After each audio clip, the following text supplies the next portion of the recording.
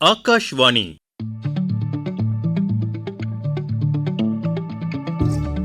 இலக்கியம் பேசுவோம்.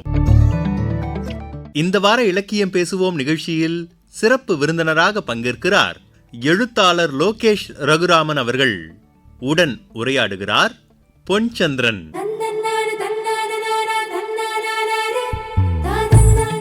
வணக்கம் எழுத்தாளர் லோகேஷ் ரகுராமன் அவர்களே. இந்த இளம் வயதுல சாகித்ய அகாடமியின் 2024 ஆண்டிற்கான யுவ புரஸ்கார் விருதை வென்றிருக்கிறீங்க. இதற்காக அகில இந்திய வானொலி சார்பில் உங்களுக்கு வாழ்த்துக்களை தெரிவிச்சுக்கிறேன். ஆல் இந்தியா ரேடியோ நேயர்களுக்கு என் வணக்கங்கள். உங்க வாழ்த்துக்கு ரொம்ப நன்றி சார். எழுத்தாளர் லோகேஷ் ரகுராமன் அவர்களே, உங்களுடைய சொந்த ஊர் எது? பள்ளி படிப்பு, கல்லூரி படிப்பெல்லாம் எங்க செஞ்சீங்க? என்னோட சொந்த ஊர் திருவாரூர் மாவட்டத்தில் இருக்கிற நாடாகுடி எனும் கிராமம். என்னோட பள்ளி படிப்பு நான் தஞ்சாவூரில் படித்தேன், ராஜாஸ் ஹையர் செகண்டரி ஸ்கூல். அது பேலஸ் காம்ப்ளெக்ஸ்குள்ளேயே இருக்குது. அதுக்கப்புறம் என்னோட கல்லூரி படிப்பு நான் மதுரையில் முடித்தேன். மதுரையில் Thiagarajar college of engineering Thiruparankundram. அங்கே நான் பிஇ கம்ப்யூட்டர் சயின்ஸ் இன்ஜினியரிங் படித்தேன். உங்களுக்கு இலக்கியம் மீதான ஆர்வம் எந்த வயதுலேருந்து வந்தது, எப்படி வந்தது? எனக்கு இலக்கியம் மீதான ஆர்வம் காலேஜ் முடிச்சுட்டு வேலை கிடைச்சதுக்கு அப்புறம் தான் வந்தது. ஒரு வாட்டி ஐ திங்க் 2011 2012 வாக்கில் இருக்கும்னு நினைக்கிறேன். சென்னையில் அப்போ புதுசாக வேலை கிடைச்ச சமயம் எனக்கு. அப்போ ஒய்எம்சிஏல எக்ஸிபிஷன், அந்த புக் ஃபேர் எப்போதும் போடுவாங்க, சென்னை புக் ஃபேர் போடுவாங்க. அப்போ தற்செயலாக என் ஃப்ரெண்டோட போனேன். அப்போ ஒரு பர்டிகுலர் புக்கு எடுத்தேன், வெண்கடல் அப்படின்னு ஒரு புக்கு, ஜெயமோகன் சார்து. அது ஏன் எடுத்தேன் அப்படின்னா அதுக்கு ஒரு சின்ன ஒரு ஹிஸ்ட்ரி இருக்குது. ஆக்சுவலாக நான் காலேஜ் ஸ்டூடெண்ட்ஸாக காலேஜ் ஹாஸ்டலில் இருக்கும்போது யூஸ்வலாக நம்ம படங்கள்லாம் நிறையா பார்ப்போம், டிஸ்கஸ் பண்ணுவோம். இப்போ அவரோட அங்காடி தெரு அப்படின்னு ஒரு படம் வந்தது வசந்த பாலந்து. அதுக்கு ஜெயமோகன் சார் தான் எழுதியிருந்தார். அதில் ஒரு குறிப்பிட்ட சீன் உண்டு. அது ஒரு சின்ன சீன் என்னன்னா அங்கே அந்த அங்காடி தெருவில் ஒரு ப்ராஸ்டிடியூட் இருப்பா. அந்த ப்ராஸ்டிடியூட் குள்ளனை கல்யாணம் பண்ணிப்பான். அதெல்லாம் என்ன எவ்வளோ போய் கல்யாணம் பண்ணிக்கிறேன் அப்படின்னு சொல்கிற மாதிரி கிண்டல் பண்ணுவாங்க. இந்த ப்ராஸ்டிடியூட் கல்யாணம் பண்ணிட்டு குழந்தையும் பெற்றுருவா. பக்கத்தில் வேலை செய்கிற ஒரு பாய் இருப்பார். இந்த பாய் கிட்ட அவர் சொல்லுவா, குழந்தைய பாருங்க பாய் அப்படின்னு சொல்லுவா. அப்போ அந்த குழந்தைய பார்த்தா அந்த குழந்தையும் வளர்ச்சி குறைவா அந்த குள்ளன் மாதிரியே இருக்கும். ஏன்னா நமக்கு கிடைக்கிறது ஒரு திடுக்கிடல் தான். அடப்பாவுமே, இந்த குழந்தையும் இப்படி ஒரு வளர்ச்சி குன்றியதான் அமைஞ்சு போச்சே அப்படின்னு நமக்கு ஒரு திடுக்கல் இருக்கும். ஆனால் அதில் அந்த பாய் கிட்ட அந்த ப்ராஸ்டிடியூட் சொல்கிற ஒரு விஷயம் இருக்கும். அது என்னன்னா, பாய் இதை பாருங்க, இந்த குழந்தையும் அவரை மாதிரியே தான் பிறந்திருக்கு.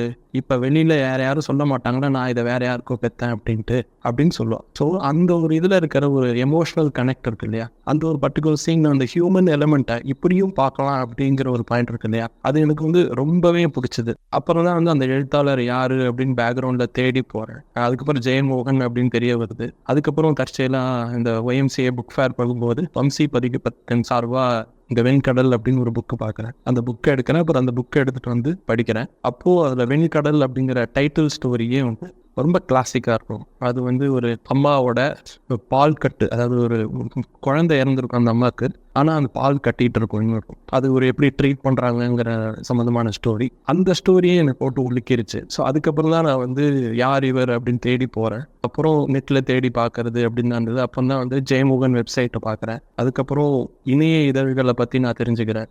எஸ் ராமகிருஷ்ணன் சார் இருக்காரு, அவரோட வெப்சைட் போகிறேன். சாரு நிவேத் அவரோட வெப்சைட் போகிறேன்.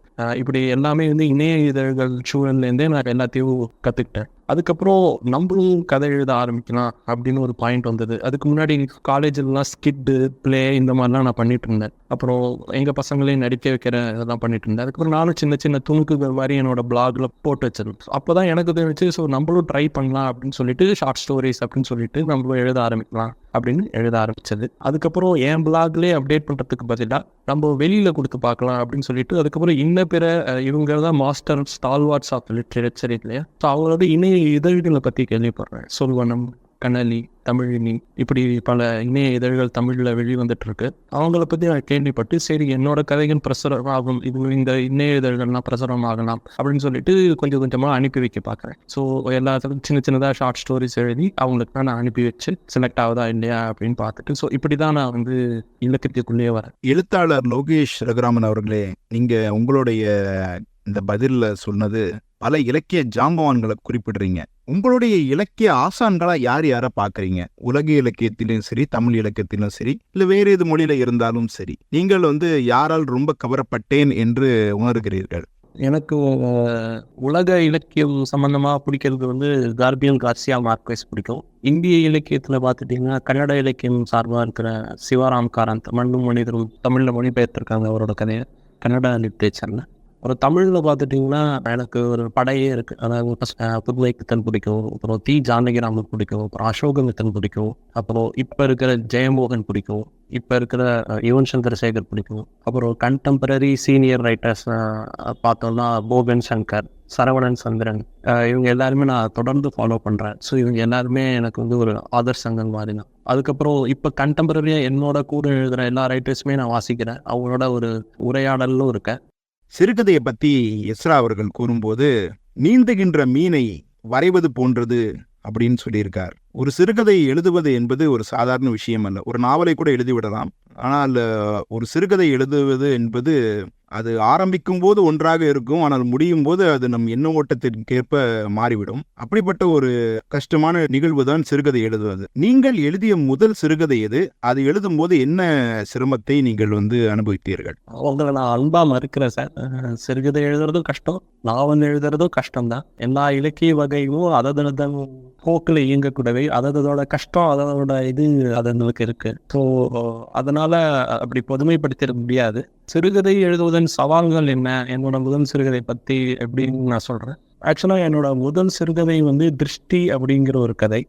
அது ஒரு அறிவியல் புனைவு கதை. அது சொல்வனம் அப்படிங்கிற இதழில் வந்துச்சு, இணைய இதழில் வந்துச்சு. ஆனால் அதுதான் என் முதல் கதையா அப்படின்னா இல்லை. எனக்கு ஒரு 5-6 கதை கலன்கள் உள்ள ஓடிட்டு இருந்தது, கையில் இருந்தது. ஒரு 5-6 தீம்ஸ் இருந்தது ஆக்சுவலாக. அதில் நான் ஃபஸ்ட்டு திருஷ்டி அப்படிங்கிற கதையை எழுதி பார்க்குறேன். அது ஒரு நிலவை பார்த்தேன்னா பயப்படுற ஒரு மனுஷனோட கதை. நிலவச்சம் கொண்ட செலனோஃபோபிக்பாங்க அதை இங்கிலீஷில். அந்த மனுஷனோட கதை. அவன் ஒரு வேற்று கிரகத்துக்கு கடத்தப்படுறான். பூமியிலேருந்து எல்லாருமே எவாக்குவேட் ஆகிறாங்க, வெளியேற்றப்படுகிறாரு. அங்கே அவன் எப்படி ரியாக்ட் பண்ணுறான், அவன் கையில் ஒரு குழந்தை வச்சுருக்கான், அந்த குழந்தையோட அவன் போகிறான். ஸோ இது சம்மந்தமான கதை தான் இந்த திருஷ்டி அப்படிங்கிற கதை.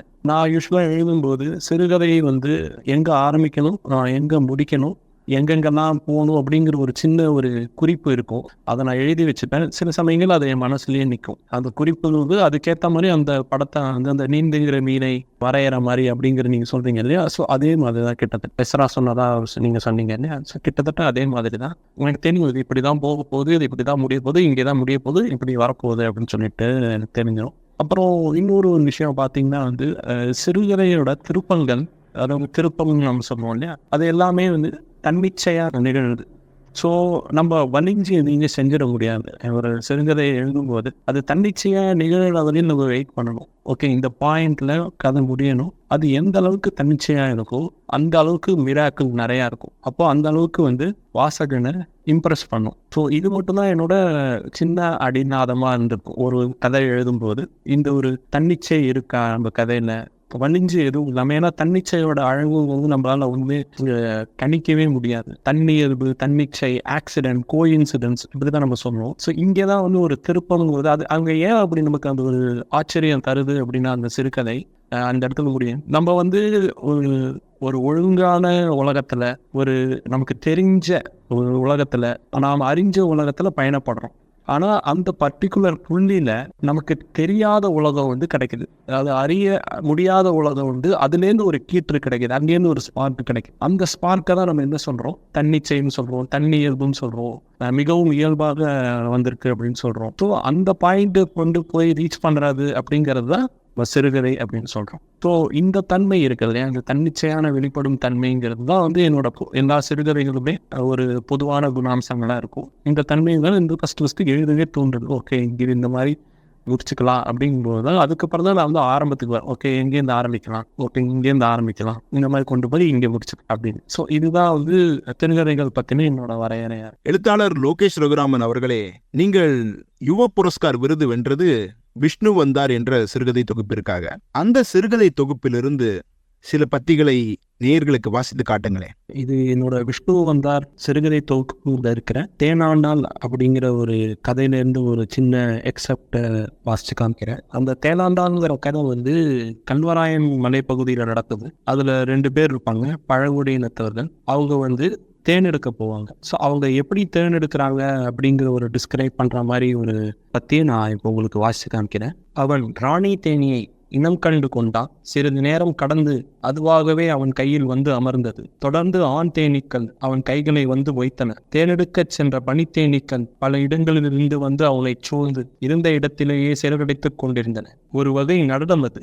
மனிதனாகிய அவனுக்கு அது ஒரு வகை ஆசீர்வாதம். தேனியாகிய அவனுக்கு அது ஒரு வகை ராஜ உபச்சாரம். அதன் பின் அப்பெருந்திரள் அவனை விட்டும் அவ்வடையை விட்டும் பறந்தகன்றது.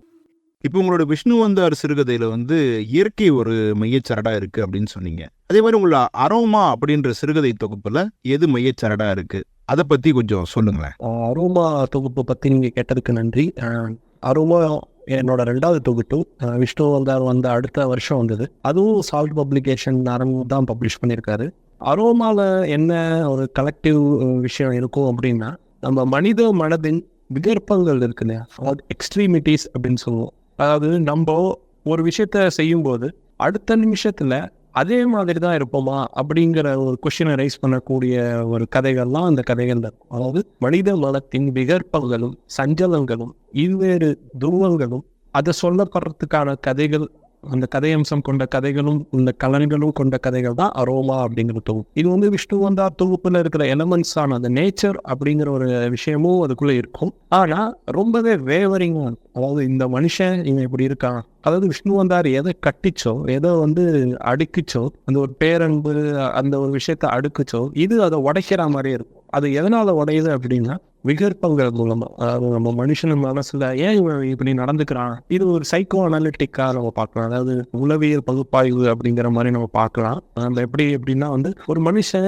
இவ்வளவு நேரம் நல்லவனா இருந்தான், திடீர்னு இப்படி கெட்டவரான நானு, இவ்வளவு நாள் நல்லா தானே பேசிட்டு இருந்தான், திடீர்னு எந்த பாயிண்ட் அவன் அப்படி மாறுறான், இவ்வளவு நல்லா போயிட்டு இருக்குது. அந்த அரோமா அப்படிங்கிற ஒரு கதை ஒரு வாசனை பிரச்சனையே பையனுக்கு அவனுக்கு ஒரு வாசனைங்கிறது அவனுக்கு என்னன்னே தெரியாது. அவன் எப்படி வாசனையை அடையறான் அப்படிங்கிற ஒரு ஸ்டோரி தான் இந்த அரோமா அப்படிங்கிற கதை. அவன் எப்படி வாசனையை தெரிஞ்சுக்கிறான் அப்படிங்கிற ஸ்டோரி. அதுல இருக்கிற உள்ளுணர்வு, அவனோட உள்ளுணர்வு என்ன செய்யுது அப்படிங்கிறது தான் அந்த அரோமாங்கிற கதை. அதுல நிறைய கதைகள் ரொம்பவே வித்தியாசமா இருக்கும். பொன்மார் அப்படிங்கிற ஒரு கதை ரொம்பவே வித்தியாசமான, ரொம்ப எக்ஸ்ட்ரீம் பாயிண்ட்டுக்கு போற ஒரு விஷயமா இருக்கும். புன்னகை அப்படிங்கிறது ஃபுல் வயலன்ஸ் இருக்கும், ஃபுல் வயலன்ஸ் இருக்கும். அதுக்கப்புறம் அதுல இருக்கிற கடல் கணித்தது அப்படிங்கிற ஒரு விஷயத்துல ஒரு அகர்ஹாருக்கு வீட்டில் வாழற ஒரு டாக்ஸிசிட்டியை பத்தி பேசும். அதாவது மேல் டாக்ஸிசிட்டி, அதை பத்தி பேசக்கூடிய கதைகளா இருக்கும்.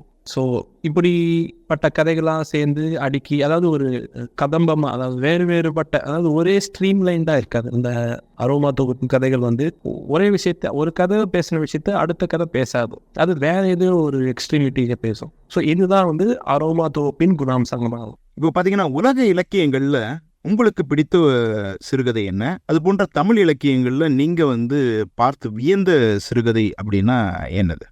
உலக சிறுகதைகள்ல எப்போதும் பிடிச்சது நிறைய இருக்கும். தமிழ் சிறுகதைன்னு சரி, எப்போதும் பிடிச்சது நிறைய இருக்கும். சமீபத்தில் நான் படிச்சு ரொம்பவே வியந்தது அப்படி சொல்றேன். உலக இலக்கிய சிறுகதைகள் ஒன்று, தமிழ் இலக்கிய சிறுகதை ஒன்றுன்னு சொல்றேன். சமீபத்தில் மன்னிப்பு கேட்பவர்கள் அப்படின்னு சொல்லிட்டு மிலன் குந்தேராவோட ஒரு சிறுகதை படித்தேன். கனவினே இதில் வந்திருக்கும். அது ரொம்ப மிக சிறப்பான சிறுகதை. அது ஆக்சுவலாக ரொம்பவே கூஸ்பம்ப் மூமெண்ட்டை வச்சிருக்கோம். கடைசி அந்த கிளைமேக்ஸ் போர்ஷன், அந்த திருப்பம்னு சொல்லுவோம் இல்லையா, அது ரொம்பவே உன்னதமாக இருக்கும். இது உலக சிறுகதைகள் எனக்கு பிடிச்சது, சமீபத்தில் வாசித்து பிடிச்சது நான் சொன்னேன். அப்புறம் சமீபத்தில் வாசித்து ஜெயமோகன் சாரோட கணக்கு அப்படிங்கிற ஒரு சிறுகதை இருக்கும். அதில் ஒரு இன்னசென்ஸ் பிளே இருக்கும். ஒருத்தவங்களை ஒருத்தவங்க ஏமாற்றுவாங்க, அந்த ஏமாற்றப்படுறவங்களோட இன்னசென்ஸ் ஒரு வெளிப்பாடு இருக்கு இல்லையா, அது எனக்கு ரொம்பவே மறுபடியும் ஒரு கூஸ்பம்ப் மூமெண்ட் இருக்கும். அந்த ஆவ் ஃபேக்டர்னு சொல்லுவாங்க இங்கிலீஷில், அந்த அடை அப்படிங்கிற மாதிரி இருக்கும். ஆனால் அதில் இருக்கிற உன்னதமோ கலை அம்சமோ அப்படிங்கிறது அது வேற லெவல். அதை நான் என் ஒய்ஃப்கிட்ட அடிக்கடி சொல்லி அந்த டைட்டில் சொன்னாலே எனக்கு மாதிரி கண் கலங்கிடும். அந்த கணக்கு அப்படிங்கிற டைட்டில், ஏன்னா அந்த கணக்குங்கிற டைட்டில் சொன்னாலே எனக்கு அந்த கதை டக்குன்னு ரீச் ஆகி இப்போ சில்லும் இருக்கும். ஸோ இது ரெண்டும் நான் சமீபத்தில் திரும்ப வாசிக்கிற சிறுகதைகள்னு சொல்லுவேன். இது எனக்கு ரொம்பவே பிடிச்சது. எனக்கு ஒழுக்கின சிறுகதைகள்னு நான் சொல்லுவேன். தன்னை சுற்றியுள்ள நுணுக்கமான விஷயங்களையும் ஒரு எழுத்தாளர் கவனிக்க வேண்டும் அப்படின்றதற்கான ஒரு சான்று தான் இந்த பத்தியா இருக்கிறது. ரொம்ப நன்றாக இருந்தது லோகேஷ் ரகுராமன் அவர்களே. இப்பொழுது பார்த்தீர்கள் என்றால் இணைய இதழ்கள் நிறைய வந்திருக்கு. இலக்கியத்தை வளர்ப்பதில் பார்த்தீங்கன்னா இலக்கிய இதழ்களுக்கு நிறைய பங்குண்டு. புத்தக கண்காட்சிகளுக்கு இப்பொழுது உள்ள பங்கு போல இலக்கிய இதழ்களுக்கும் அந்த பங்கு உண்டு. அது அச்சு இதழ்கள் பல நம்மளுக்கு தெரியும். அப்படி இருக்கும் இப்போ புதிதாக இணைய இதழ்கள், புதிதாக இல்லை பல வருடங்களாக இணைய இதழ்கள் நிறைய வந்துட்டு இருக்கு. அது நிறைய எழுத்தாளர்கள் தங்களுடைய கதைகளை அதில் வெளியிட்டு கொண்டிருக்கிறார்கள். அப்படி இருக்கும்போது நீங்க இந்த இணைய இதழ்கள் இலக்கியத்தை அடுத்த கட்டத்திற்கு எவ்வாறு கொண்டு செல்கிறது என்று நினைக்கிறீர்கள்? இது நிச்சயமா ஒரு நல்ல விஷயம்தான். ஆக்சுவலா நல்லா முன்னேற்றது. வாசகர்களையும் ஒரு கதையை வாசகர்கிட்ட கொண்டு சேர்க்கறதையும் இந்த இணைய இதழ்கள் 100 மடங்கு வீழ்ச்சி கொண்டிருக்கு. ஏன் அப்படி சொல்கிறேன் அப்படின்னா நம்ம எப்போவுமே இப்போ எல்லாமே நம்ம லேப்டாப்லேயும் ஃபோன்லேயுமே பார்த்துக்கலாம். ஏதோ ஒரு லிங்க் மூலமாக ஏதோ ஒரு சுட்டி மூலமாக ஒருத்தன் எங்கேயாவது ஒன்று போய் கிளிக் பண்ணினானா அவனுக்கு ஒரு நல்ல இலக்கியம் கிடைக்கும் அப்படின்னு ஒரு தைரியம் நம்ம கொடுத்துட்டோம் அப்படின்னா, இப்போ இந்த மாதிரி ஒரு பத்தி நான் இப்போ கொடுத்துருக்கேன்ல, அந்த பத்தி அவன் படித்தான் அப்படின்னா அதில் ஒரு இன்ட்ரெஸ்ட் கிரியேட் ஆகிடும் அவனுக்கு. ஸோ அது அவன் மேற்கொண்டு படிக்க வைக்கும். ஸோ மேலே இருக்கிற பத்தி என்ன, கீழே இருக்கிற பத்தி என்ன அப்படின்னு. ஸோ அது முக்கியமாக இது இப்போ நம்ம ஜனநாயகம்னு சொல்கிறோம், எல்லாருக்கும் எல்லாம் கிடைக்குது அப்படிங்கிற ஒரு பாயிண்டில் நம்ம இலக்கியத்தையும் சேர்த்துருக்கோம் அப்படின்னு தான் நம்ம சொல்லுவோம். அதை அவங்க விரும்பி படித்தாங்க அப்படின்னா அது ரொம்பவே முக்கியமான ஒரு பாசிட்டிவ் தன்மை கொண்ட விஷயமாக தான் மாறும். ஸோ அதை இன்றைக்கி இணையதங்கள்லாம் நிறைய வந்திருக்கு அப்படிங்கிறது எப்போதுமே ஒரு முன்னேற்ற பாதையில் தான் செல்லுது. இதில் எந்த ஒரு பிசரும் எந்த ஒரு பின்னோக்கி எதுவும் இல்லை. அண்ட் ஆல்சோ இது ரொம்ப ஒரு ஜனநாயகத்தன்மை நிறையா இருக்குது. ஏன்னா யார் வேணால் ஒரு இணையதளுக்கு மெயில் ஐடி தெரிஞ்சு அனுப்பலாம். அதை அவங்க வாசித்து அவங்க எடுக்கிற முடிவை பற்றி நமக்கு அவங்க என்ன முடிவு எடுக்கிறாங்க அப்படி. ஸோ இதில் அந்த ஒரு இப்போ பாலிசிங்னு சொல்லுவாங்க. பாலிசிங் இல்லை, இவங்க இன்னார் இங்கே மட்டும்தான் அடுக்கணும், இவங்க இது மட்டும் தான் பண்ண முடியும் அப்படின்னு. ஸோ நான் முதல்ல அப்படி தான் ஒவ்வொரு இணைய இதழ்களுக்கும் அனுப்பி வாசகர்கள் வாசித்து, அப்புறம் அதை வாசிக்கிற உள்ள நிறைய லிட்டரரி சர்க்கிள் பீப்புளே இவங்க கதை நல்லா இருக்குது அப்படின்னு சொல்லி, அதுக்கப்புறம் இந்த மாதிரி 2-3 பேர் இவங்க நல்லா எழுதுறாங்க அப்படின்னு சொல்லி எனக்கு கை காமிச்சு விட்டு, இப்படி தான் சால்ட் பப்ளிகேஷன் என்னை தொடர்பு கொண்டாங்க. நரன் அண்ணா அவர் தான் சால்ட் பப்ளிகேஷனோட.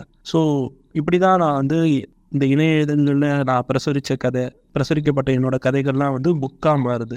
புக்காக மாறுது எதுக்கு அப்படின்னா அது இன்னும் நிறைய பேர் புக்கில் படிப்பாங்க இல்லையா, அவங்கள திருப்திப்படுத்துறதுக்கு தான். அண்ட் ஆல்சோ இதில் ஒரு மானிட்டரி பெனிஃபிட்டும் இந்த பப்ளிகேஷன் ஹவுஸ்க்கு இருக்கும் இல்லையா. ஸோ அதுதான், அதனால தான் அச்சுக்கு மாறுது. அதுக்கப்புறம் புக்காக நம்ம மாற்றிக்கணும் அப்படின்னு நான் நினைக்கிறேன். உங்களுக்கு பிடிச்ச சிறுகதைகள் இருந்துச்சு அப்படின்னா, ஏன்னா நான் இது என் புக்கு வெளிவந்த சற்று எப்போ என் புக்கு ஃபஸ்ட்டு புக்கு வெளியே வந்துச்சோ அப்போ தான் நான் ரியலைஸ் பண்ணேன், நீங்கள் இணையதழில் எழுதிக்கலாம், ஆனால் புக்காக மாறுறதுங்கிறது ஒரு கலெக்டிவ் விஷயத்தை தரும். இப்போ நீங்கள் விஷ்ணுவந்தார் தொகுப்பு கதைகளை பார்த்தீங்கன்னா அது ஒரு கலெக்டிவாக ஒரு கற்பனையும் ஒரு எக்ஸ்பீரியன்ஸையும் தரும். அதே மாதிரி அரோமா அப்படிங்கிற ஒரு புக் பார்த்தீங்கன்னா கலெக்டிவாக ஒரு எக்ஸ்பீரியன்ஸை தரும். ஸோ தனித்தனியாக நம்ம எக்ஸ்பீரியன்ஸ் பண்ணுறதை விட இந்த கலெக்டிவ் எக்ஸ்பீரியன்ஸும் ஆடியன்ஸுக்கு முக்கியம். ஸோ அதனால நம்ம அதை புக்காக போடுறோம். அதுக்கப்புறம் இந்த விஷ்ணுவந்தார் தொகுப்பு நான் அந்த கலெக்டிவ் எக்ஸ்பீரியன்ஸ்ன்னு நான் ஏன் சொல்கிறேன் அப்படின்னா, இந்த விஷ்ணுவந்தார் தொகுப்பு ஒரு மையச்சரடா எப்படி இருக்கும் அப்படின்னா, இயற்கை அப்படிங்கிற ஒரு அம்சம் இருந்துகிட்டே இருக்கும் பின்னணியில், ஒவ்வொரு கதைகளோட பின்னணியில். இப்போ விஷ்ணுவந்தாங்கிற டைட்டில் ஸ்டோரி ஒரு திருவாரூர் மாவட்டத்து அக்ரஹாரத்தில் நிகழ்வு, சரிங்களா.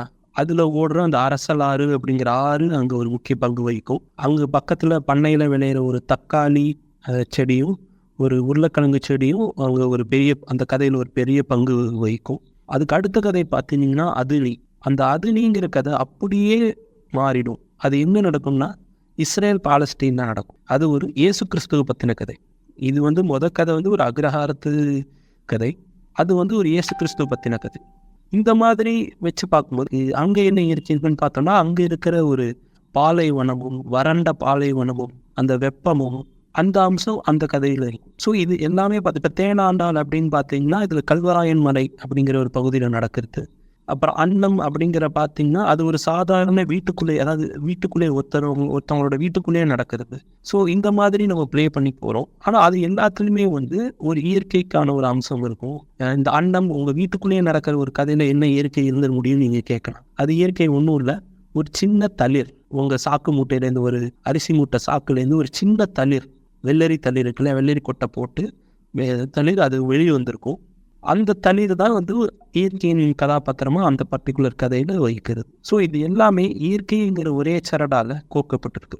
ஏன் இந்த இயற்கையை வச்சு நம்ம ஒரு கதை சொல்றோம் அப்படிங்கிறதுக்கு எனக்கான ஒரு டெஃபினேஷன் என்ன அப்படின்னா, அதாவது என்னோட கதைகள்ல இயற்கை அப்படின்னு வரும்போது மனிதன் மட்டும் இல்லை அப்படிங்கிற ஒரு பார்வை வருது. என்னோட கதைகள் வந்து மனித கதைகள், மனித மைய கதைகள். ஸோ அப்போ மனிதன் மட்டும் மையம் இல்லை அப்படின்னா என்னதான் மையம் அப்படின்னா, பறவை இருக்கு, மரம் இருக்கு, மலை இருக்கு, ஆறு இருக்கு, ஒரு செடி இருக்கு, ஒரு நத்தை இருக்கு, ஒரு கடல் இருக்கு, ஒரு வானம் இருக்கு. ஸோ இது எல்லாமே சேர்ந்து இதுக்குள்ளதான் வந்து மனிதனும் இருக்கான். ஸோ இந்த மாதிரி சொல்றதுல என்ன பிரயோஜனம் அப்படின்னு நீங்க கேட்டீங்கன்னா, உள்ளிழுக்கும் தன்மை, அதாவது இன்க்ளூசிவிட்டி.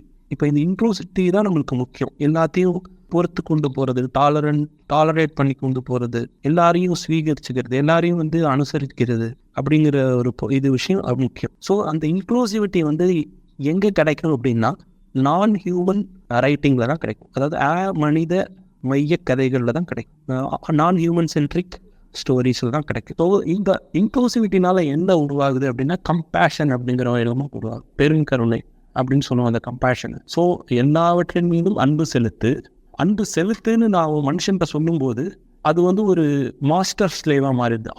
நீ அன்பு செலுத்தினா உண்மையனும் அந்த அன்பு செலுத்தப்படுறதுக்கு ஏதோ ஒரு விஷயம் இருந்துட்டார். உண்மையனும் அந்த அன்பு பதிலுக்கு செலுத்தப்படுகிறது. அது எதனாலும் ஒரு மலையால் இருக்கலாம், ஒரு கடலால் இருக்கலாம், ஒரு பூச்சியினால் இருக்கலாம், ஒரு தளிர்னால இருக்கலாம், ஒரு சின்ன ரெண்டு தளிர் கொண்ட தாவரமாக கூட இருக்கலாம். எல்லாமே பேரன்போட பெருங்கருணையோட இயங்குது. அதுக்காக இந்த மாதிரி ஒரு இயற்கைங்கிற ஒரு விஷயத்தை கொண்டு வந்து எல்லாத்தையும் அனுசரித்து போகிறது, எல்லாத்தையும் பொறுத்து கொண்டு போகிற கம்பேஷன், இன்க்ளூசிவிட்டி அப்படின்னு சொல்லுவோம் அந்த கதையை. நான் ஹியூமன் சென்ட்ரிக் ஸ்டோரிஸ், அதுதான் வந்து விஷ்ணு வந்தார் அப்படிங்கிற கதை தொகுப்புல நீங்கள் பார்க்கலாம். எழுத்தாளர் ஆகணும் அப்படின்ற ஆர்வமுடைய இளைஞர்களுக்கு நீங்கள் கூறும் அறிவுரை என்ன? அவர்கள் எப்படி அதை ஆரம்பிக்கலாம்? எழுத்தாளர் ஆகணுங்கிற ஆசைப்படுற இளைஞர்களுக்கு இது என்னோட அறிவுரை கிடையாது. அறிவுரை சொல்கிற அளவுக்கு நானும் வளரல, நானும் பெரிய ஒன்றும் எழுத்தாளர் ஆகலை. ஸோ நான் எப்போதும் அறிவுரை சொல்ல மாட்டேன். இது நம்ம வந்து ஒரு சஜஷனாக எடுத்துக்கலாம். என்ன அப்படின்னா வந்து, விஷயத்தை எழுதும்போது நம்ம 2 விஷயம் இருக்குது. அதாவது நம்ம தனித்த உண்மைகளை கண்டடையணும். அதாவது பொது உண்மைன்னு ஒன்று இருக்குது, தனித்த உண்மைன்னு ஒன்று இருக்குது. நம்ம எழுதுறது நம்மளோட தனித்த உண்மைகளை மட்டும்தான் நம்ம எழுதணும் அப்படிங்கிறது. அதாவது ஸ்பெசிஃபிக் ட்ரூத்ஸ், ஜெனரிக் ட்ரூத் அப்படின்ட்டு இருக்கு. அப்போது உங்கள் ஷூவில் நீங்கள் நின்னா மட்டும்தான் அந்த தனித்த உண்மை உங்களுக்கு தெரியும். பொது உண்மையில் நீங்கள் எழுதுனீங்கன்னா அது ஒரு தேய் வழக்காகவோ, சினிமா பாதிப்புல வந்து எழுதுகிற விஷயமாகவும், மற்றவர்களை தழுவுற மாதிரியும், அதாவது முன்னணி எழுத்தாளர்களை தழுவுற மாதிரியும் ஆயிடும். ஸோ பொது உண்மைகளை நம்ம எழுதணும் அப்படின்னா வந்து இந்த தேய் வழக்கு, அப்புறம் நகல், பிரதி செய்யப்படுற எழுத்து இப்படி மாட்டிக்கும். அதனால தனித்த உண்மைகளை எழுதுங்க. தனித்த உண்மை அப்படின்னா என்ன? நீ என்ன கண்டடைகிற, நீ என்ன ஒரு விஷயத்த வந்து உனக்கு என்ன எழுத தூண்டுது, உன்னோட பர்சனல் எக்ஸ்பீரியன்ஸ் என்ன, உன்னோட பர்சனல் கொஷின் என்ன, உனக்கு வேண்டிய ஒரு கொஷின் என்ன, நம்ம அந்த கதை மூலமாக அட்ரஸ் பண்ண பார்க்கணும். அதுதான் நான் வந்து தனித்த உண்மைகள் சொல்கிறேன். எப்போதுமே ஒரு எழுத்தாளர் தன் தனித்த உண்மைகளை எழுதுனான்னா அந்த எழுத்து என்றைக்குமே நிற்கும். ஏன்னா தனித்த உண்மைகள் வந்து உங்களுக்கு தான் நடக்குதுன்னு சொல்லி நீங்கள் எழுதினாலும் அது மற்றவங்க வாசிக்கும் போது உங்களை அவன் புரிஞ்சுக்க பார்ப்போம். இந்த வாசகன் வந்து உங்களை புரிஞ்சுக்க பார்ப்போம். அந்த புரிஞ்சுக்க போது இப்படி சொல்கிறானே, பக்கம் நியாயம் இருக்க தான் செய்யும் அப்படின்னு சொல்லிட்டு அவன் உங்கள் ஷூவில் ஏறி வந்து நிற்க பார்ப்போம். அப்போ அவனுக்கு அந்த கதை வந்து ரொம்பவே பிடிச்சி போகும், ரொம்பவே அவனுக்கு வந்து ஒர்க் அவுட் ஆகும். இதனால தான் நம்ம என்ன சொல்கிறோம்னா, ஒவ்வொரு எழுதும்போது ஒரு தனித்த உண்மைகள் கொண்ட விஷயங்களை தான் எழுதணும். ஸ்பெசிஃபிக் ட்ரூத்தை தான் நம்ம எழுதணும். அதாவது அதே உண்மை எனக்கு ஒரு மாதிரி இருக்கும், உங்களுக்கு ஒரு மாதிரி இருக்கும். அப்போது உங்கள் பார்வையில் அந்த உண்மையை நீங்கள் எப்படி அணுகிறீங்க அப்படிங்கிறது நீங்கள் எழுதலாம். ஸோ அந்த மாதிரி தனித்த உண்மைகள் எழுதும்போது தான் வந்து இலக்கியம் வந்து செழிப்பாக இருக்கும் அப்படிங்கிறத நான் நம்புறேன். புதுசாக எழுத வரவங்க அந்த தனித்த உண்மைகள் அப்படிங்கிற விஷயத்தை கண்டடைஞ்சு அவங்க எழுதினா நல்லாயிருக்கும். எழுத்தாளர் லோகேஷ் ரகுராமன் அவர்களே, உங்களுடைய பணிகளுக்கு மத்தியில் எங்களுக்கு நேரம் ஒதுக்கி அகில இந்திய வானொலியோட நேயர்களுக்காக உங்களுடைய எண்ண ஓட்டங்களை பகிர்ந்து கொண்டதற்கு மிக்க நன்றி. நன்றி. அகில இந்திய வானொலி நேயர்கள் எவ்வளோ நேரம் நான் சொன்னதை கேட்டுக்கொண்டிருந்ததுக்கு ஏதோ டேக்அவேன்னு சில விஷயம் இருக்கும் அப்படின்னு தான் நான் நினைக்கிறேன். உங்களுக்கு எடுத்துகிட்டு போகிறதுக்கு சில விஷயம் இருக்குன்னு தான் நான் நினைக்கிறேன். மிக்க நன்றி.